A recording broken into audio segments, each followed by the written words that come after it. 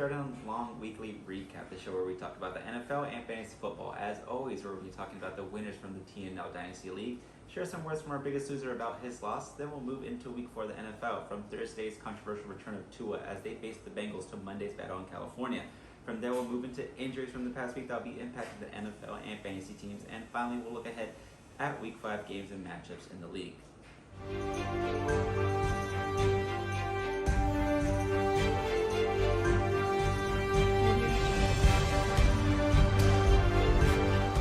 Congrats to our winners, starting with the good old days, led by Derrick Henry, who put up 21.5 points. Then we have Gumsuit, now the only undefeated team in the league, making use of that tight end premium with TJ Hawkinson putting up 39 points. Unsolicited Dak Picks was also led by a tight end premium with Mo Alley Cox putting up 26 points. Jamal Williams led Let's Get Swifty to a win, putting up 22.5. It's also important to note that these two managers got their first wins of the season, so congrats to them. One more time, handed Team Ricardo their first loss with Josh Allen being the star on his team, putting up 23. And finally, we have Ohio Mark, where catching the ball was super important for his roster, as we saw Justin Jefferson putting up 25 and Travis Kelce just behind putting up 24.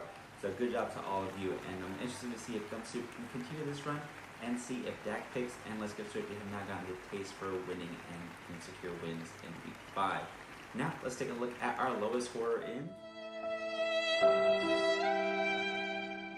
This week, our biggest loser was Coronado Bridge Top Bun Burger. His team managed to put up a reasonable 95 points, but a beaten down Justin Herbert and a hotshot rookie in Dameon Pierce weren't enough to carry his team to victory. When I reached out for comment, he had this to say: "I don't identify as the biggest loser of the week. You must accept my way of life." Well, I hate to break it to you, but the numbers don't lie.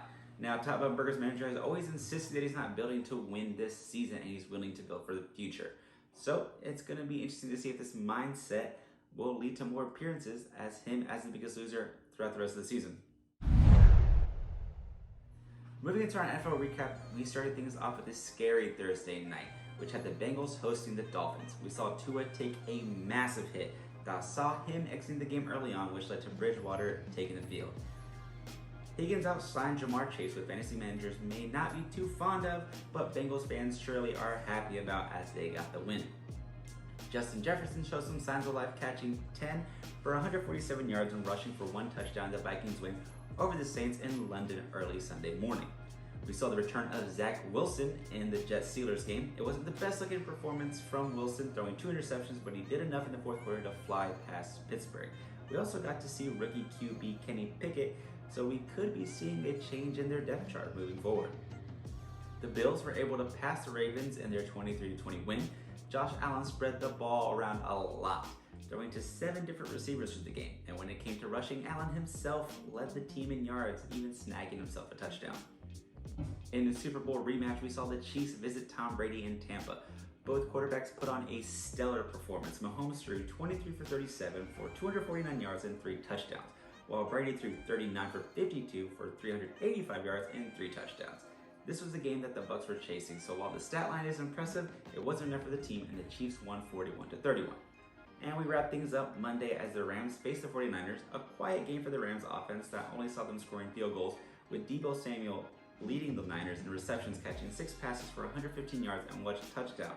While on the defensive side of things, they managed to sack Stafford 7 times. San Francisco ended up taking that win 24-9. First, we need to talk about Tua. All jokes aside, to commentators and fans, this is something that could have been prevented. Week 3 saw him taking some big hits during the Bills game, and many believe that he shouldn't have participated on this short week, but it was ultimately the Dolphins' decisions to have him play. Now, after being taken to the hospital, it was clearly ruled that he suffered a concussion, and many believe that this was just adding to a concussion that he sustained during that Bills game. Now, in the days that have followed, the NFLPA, which is the NFL Players Association, has exercised their right to terminate the unaffiliated neurotrauma consultant who had a hand into his injury from that Bills game. He's the one who ultimately ruled that it was not a concussion, which obviously led to this bigger injury. Now, to go along with that, hours later, the NFL and NFLPA released a statement saying that they'll be changing the league's concussion protocol in the wake of his injury. Now, we already know that he's not playing on Sunday's game versus the Jets, and there are also some reports that the Esteem CTE expert, Ben Omalu, who actually had a movie come out played by Will Smith where he talks about concussions, that suggests that Tua should retire. So this is going to be something to definitely monitor, and all the best to Tua. Now, moving forward, we have Cordell Patterson of the Falcons being placed on IR after undergoing knee surgery this past Monday, and will cause the running back to miss at least 4 games. Javonte Williams, second-year running back for the Broncos, will miss the remainder of the season after sustaining a torn ACL. Expect veteran Melvin Gordon to pick up his workload. Number 1 draft pick, at least in our league, Jonathan Taylor, is questionable for tomorrow's game after testing his ankle came back negative. So be wary of his place on your roster, although I've seen reports that he is not playing. Rookie Treylon Burks sustained a turf toe injury. It's unclear how much time the rookie wide receiver will be missing, but reports suggest that it's not too serious, but something to monitor week by week. Bills' Jamison Crowder will find himself on IR after breaking his ankle on Sunday's game against the Ravens. Another rookie receiver in the form of Jahan Dotson will be missing 1 to 2 weeks with a hamstring injury. Looking at more head trauma, Isaiah McKenzie will be making his way through concussion protocol, perhaps an updated version, if the Bills plan on having him suit up on Sunday when they face the Steelers. And finally, another player goes down an already shallow depth chart of wide receiver for the Giants as Kenny Golladay exited their game with a knee injury. Combine this with Danny Dimes' ankle injury, and we could be looking at a Giants team to be doing a lot of running when they face the Packers in Week 5. Now that we made it through injuries, let's take a look at some Week 5 games and matchups in our league. We start things off tomorrow with a battle of the horses as the Colts face the Broncos.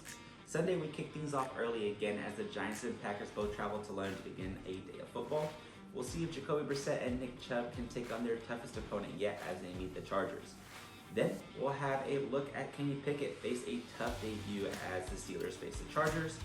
Jalen Hurts and the Eagles will try to keep their perfect record going as they travel to Arizona as they face Kyler Murray and the Cardinals. Sunday night's game should be a lot of fun as we have Joe Shiesty taking on Lamar Jackson, who is looking to show why he should be the highest paid QB in the league. And we'll wrap things up on Monday when Derek Carr and Raiders try and bring Lady Luck to Arrowhead Stadium and get a win over Patrick Mahomes and the Chiefs. As for the third and long league, it's important to highlight Gumsoup's matchup against the good old days as Gumsoup will try and keep his record perfect. Another notable matchup would have to be Knoxing on Heaven's Door facing Unsolicited Active. Both teams are 1-3 in the season and will be looking to take a second place in their division. As we look ahead to Week 5, the thought of Gumsoup continuing this unbeaten run has a lot of other managers on edge. How can this be the same guy that was dead last at the end of the regular season just last year? Most eyes will be on his matchup this weekend, all hoping that he picks up that loss, while Gumsoup is looking ahead, hoping to get his name on the trophy for the first time. But that'll be all for this weekly recap video. Be sure to hit that like button if you're enjoying the NFL and fantasy football content. Leave a comment with a hot take as we head into Week 5. Mine for this week: Jalen Hurts and the Eagles blow past the Cardinals to stay undefeated, with Hurts throwing at least 1 touchdown, rushing for 1, and the defense scoring a pick 6. For the third and long Dynasty League, this is your commissioner, signing off.